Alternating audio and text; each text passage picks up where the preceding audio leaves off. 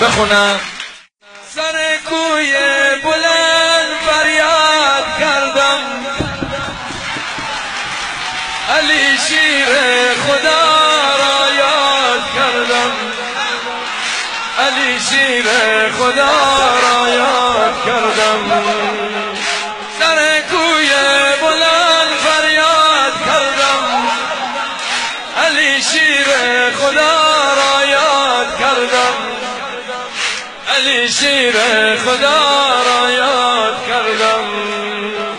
علی شیر خدا یا شاه مردان، دل ناشاد ما را شاد گردان، دل ناشاد ما لشکر فاطمیون رو باید ببینیم. آقا به افتخار تمام شیعیان مخصوصا از نوع افغانستانی و مخصوصا بچه‌های فاطمیون تیپ فاطمیون کف بزن. یه بار دیگه بخونید. آقا من نوکر همه بچه شیعه‌های سراسر عالمم به هر زبان مختلف، چینی، ژاپنی، نمیدونم والا.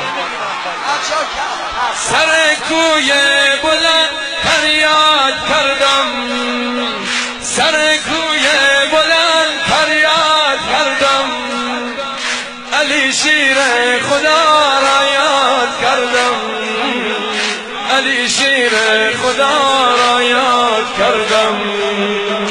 علی شیر خدا یا شاه مردان، دل ناشاد ما را شاد گردان، دل ناشاد ما را شاد گردان.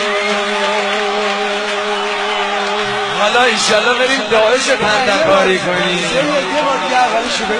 خوش رضا منو.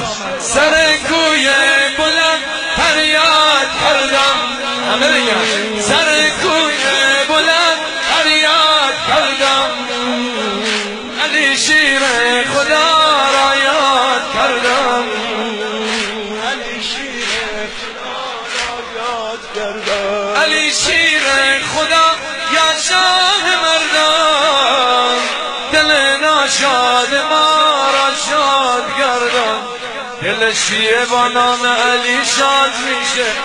علی علی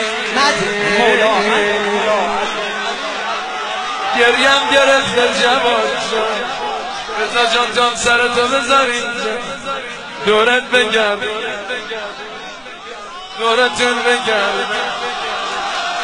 جان آقا سنه قربان آقا سید لبشان دست نزن، جان آقا سنه قربان سید لبشان آقا. اگر میتونی فریاد بزن، فریاد یه بار دیگه فریاد بزن، دستتو بیار بالا.